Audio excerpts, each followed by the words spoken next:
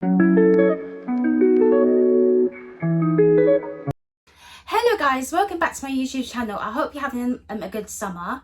Today we're going to be continue on from the ACOTAR series, which I'm really looking forward to do. So I'm going to be splitting these two last videos into many episodes.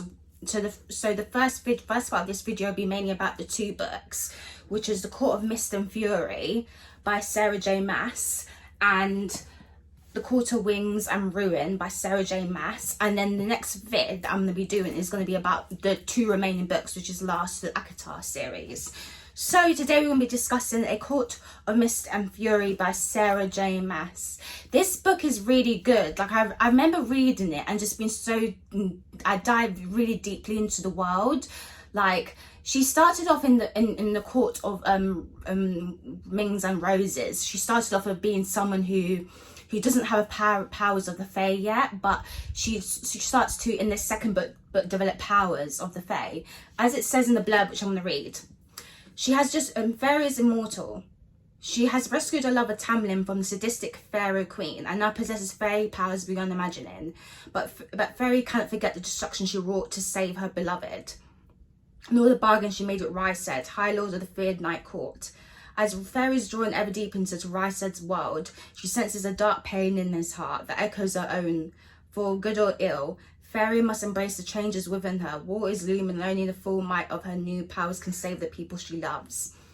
So, from what I remembered, actually, is when I'd done the first video on the ACOTAR series, towards the end of the book, that's when she starts to become immortal. That's when she changes into a Fae. And that part of me is very significant because it shows that she's willing to sacrifice her immortality to save mankind, but it also shows she's doing that out of mankind and also out of love as well.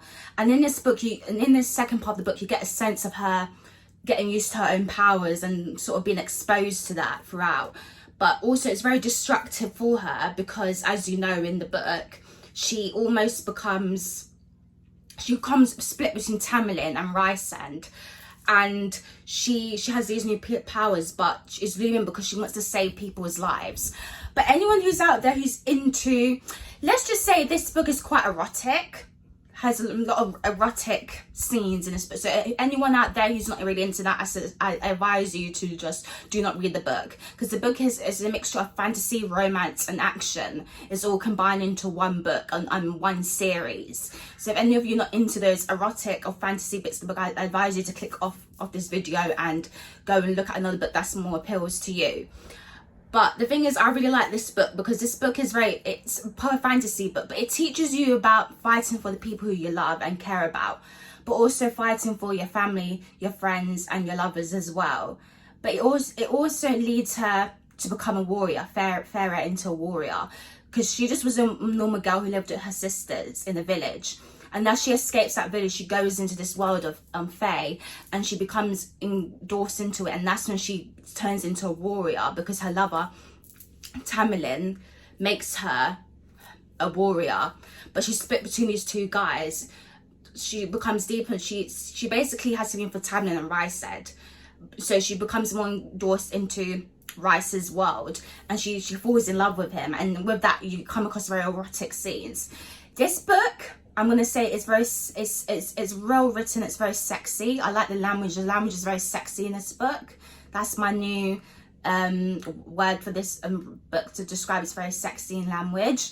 It's very good world building. Like you get a sense of, it's very descriptive, good world building. Like and the dialogue is very strong, which is really good. As well. There's a lot of you get to almost go into the characters' minds, how they're feeling and thinking through a third person. What I mean is, like, you basically saying the person's name, like she, her, Farah and all those people. So you get a sense of them going into the world of each character, which is really good, which I really enjoyed, and it was well written. So yeah, the next book I'm going to do is the third of the ACOTAR series, is A Court of Wings and Ruin by J.Maas. As you know, this one is really good. Fairy will bring vengeance. She has left the Night Court and our High Lord is playing a deadly game of deceit. Her former lover Tamlin is making deals with Pharaoh's enemies and she's determined to uncover his plan. But can she make him believe she has come back to him where every fibre of her being yearns for Rysed? As the mighty armies clash, Pharaoh will discover she is not the only one hiding something. And as the web of secrets, lies and betrayals are revealed, fighting for the truth may cost Pharaoh and her court the ultimate price. So as you read the book, you see a change in position. She starts off as an ordinary girl. In the second book of ACOTAR, she starts off as a warrior. And in the third book, now she's a high fae because she doesn't have powers of a normal fae woman. She has powers of a high fae, which is far more powerful and superior to the other fae people. So she's put in a position, she has to decide her fate of, the world that she lives in. And with this comes a lot of secrets, lies and betrayals, which is not really nice. Like you see there's a sense of when you read this book, a light and dark, which is the main theme that I mainly see in this book, and which I said in my first ACOTAR book. There's a lot of light and dark, and as you get and it's very erotic, but in particular, even though it's erotic, it includes a lot of things about good and evil, which is really important.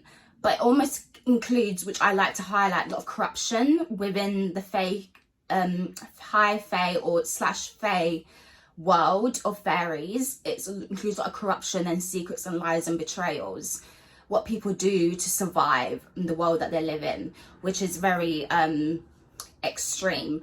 But it gives you eye-open that it's not exactly the fairy tale that you think it is.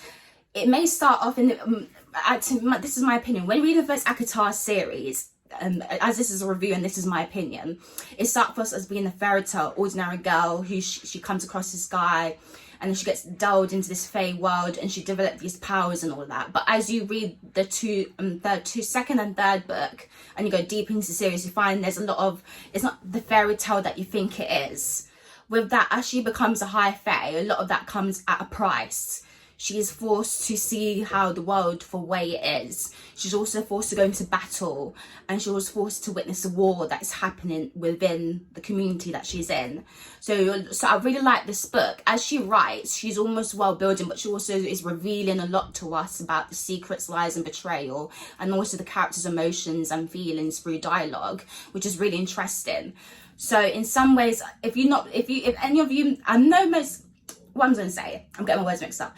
As most of you may be thinking, this is a fairy tale. It's not a typical fairy tale that you may think it is. Because as you read the book, there's a lot of good and evil and dark undertones in this book that you have to take a look out for. Also,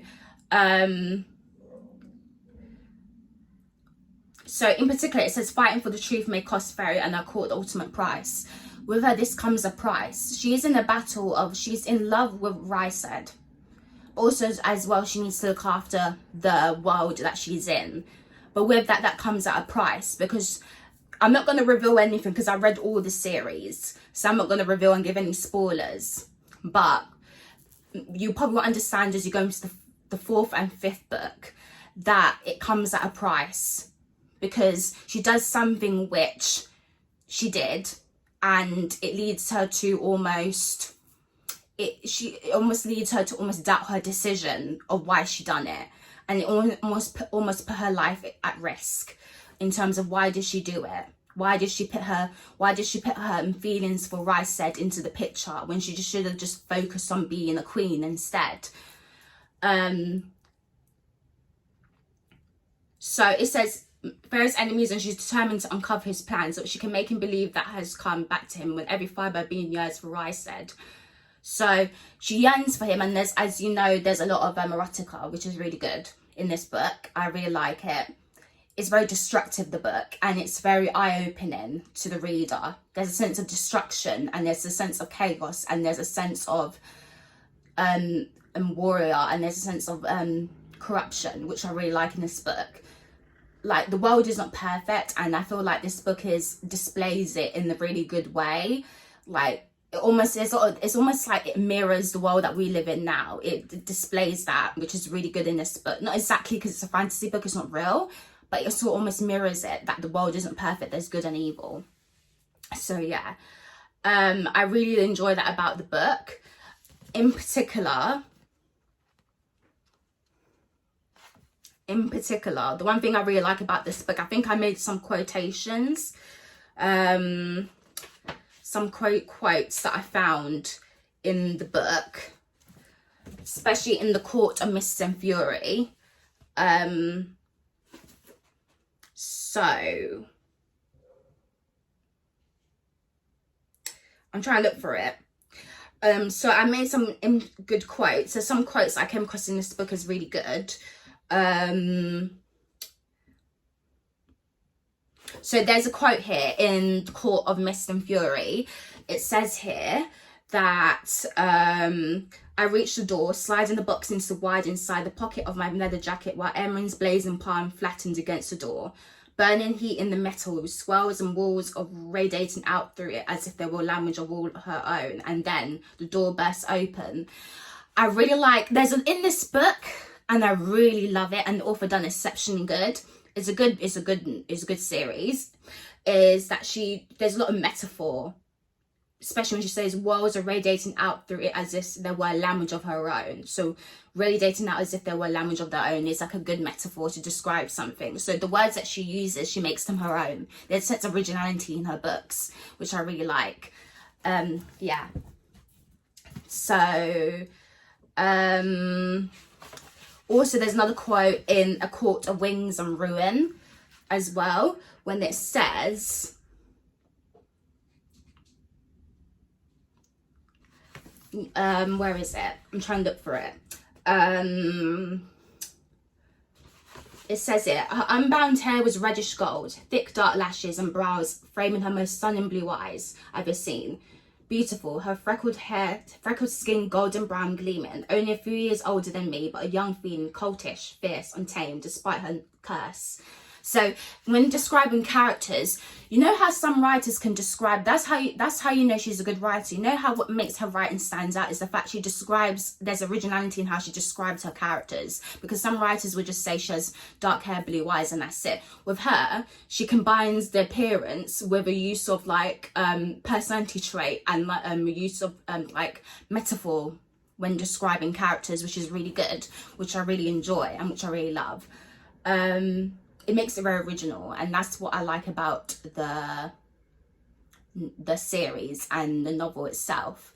If any of you are watching the video right now, especially I advise you to watch the first one, not the second one, because any of you has read the series, because I already read the series and I'm reviewing it, I know a lot about the book and the world.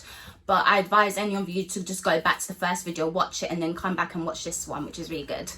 So yeah, I hope you enjoyed watching my video on both of these books. I hope you really enjoyed it. I really enjoyed talking about these books, and I hope to see you in the next video. Bye.